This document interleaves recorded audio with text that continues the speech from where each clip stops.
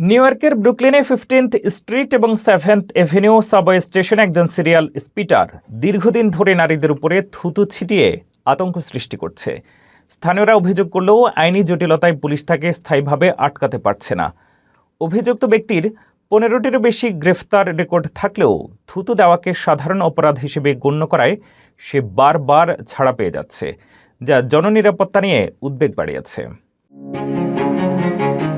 New ইয়র্কের অভিজাত এলাকা ব্রুকলিনের সাবওয়ে স্টেশনগুলোতে এখন এক বিভীষিকাময় আতঙ্ক জেঁকে বসেছে। গত কয়েক বছর ধরে 15th স্ট্রিট এবং 7th এভিনিউ স্টেশনে একজন ব্যক্তি নিয়মিত নারী যাত্রীদের টার্গেট করে গায়ে থুথু নিক্ষেপ করছে। স্থানীয়দের কাছে সে 7th এভিনিউ স্পিটার নামে পরিচিত।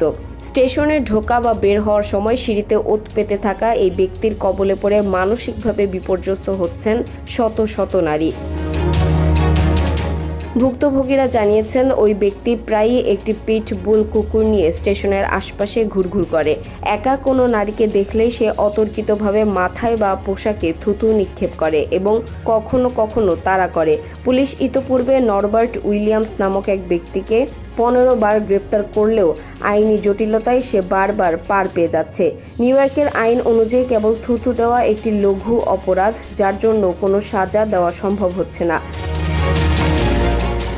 স্থানীয় কাউন্সিলর শাহানা হানিফ জানিয়েছেন, ওই ব্যক্তি আগে কোর্টের নির্দেশে মানসিক চিকিৎসা নিচ্ছিল, কিন্তু চিকিৎসা শেষ হতেই সে আবারও পুরনো রূপে ফিরে এসেছে। স্থানীয় বাসিন্দাদের অভিযোগ, প্রশাসন ও পুলিশ সব জেনেও হাত গুটিয়ে বসে আছে। তাদের মতে এটি কেবল একটি নোংরা অভ্যাস নয়, বরং জননিরাপত্তার জন্য বড় হুমকি।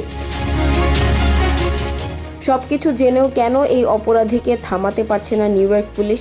এই হয়রানি কি ভবিষ্যতে বড় কোনো সহিংসতার ইঙ্গিত?